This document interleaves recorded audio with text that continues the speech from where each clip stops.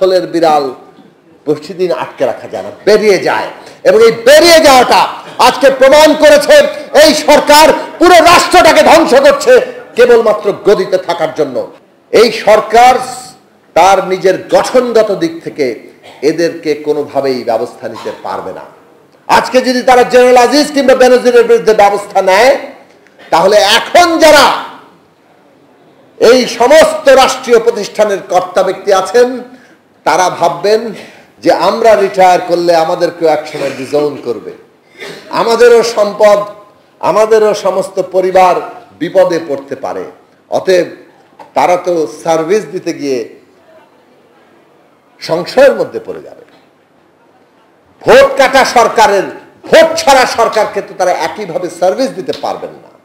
কাজে এই সরকার গঠনগতভাবে এদের উপর দাঁড়িয়ে আছে, এই প্রশাসন এই রাষ্ট্রীয় প্রতিষ্ঠানগুলোকে ব্যবহার করে দাঁড়িয়ে আছে।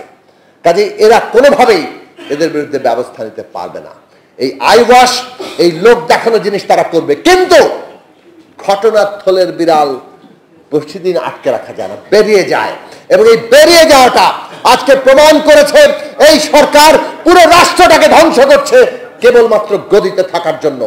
বাংলাদেশের মানুষ রক্ত দিয়ে রাষ্ট্র পত্তন করেছে, তারা এই রাষ্ট্র এইভাবে ধ্বংস হতে দেবে না। কাজেই এই সরকারকে ক্ষমতা থেকে বিদায় করতে হবে। 7ই জানুয়ারি একটা ভুয়া নির্বাচন করে তারা মনে করছেন আরো 5 বছরের লাইসেন্স পাওয়া যাচ্ছে, কিন্তু বাংলাদেশের মানুষের জীবনের নাভিশ্বাস তোলা হয়েছে। এই নাভিশ্বাস জনগণের মধ্যে যাচ্ছে। আন্দোলন কেবল বিএনপির নয়, গণতন্ত্র মঞ্চের নয়, কোনো দলের নয়। এই আন্দোলন এই দেশের জনগণের আন্দোলন, সেইভাবে আমাদের সংগঠিত করতে হবে। এবং সেইটা গণতান্ত্রিক ব্যবস্থা প্রতিষ্ঠার মাধ্যমে। ওরা ফ্যাসিস্ট ব্যবস্থা কায়েম করেছে, আমরা তার বিপরীতে গণতান্ত্রিক বন্দোবস্ত ব্যবস্থা প্রতিষ্ঠা করব।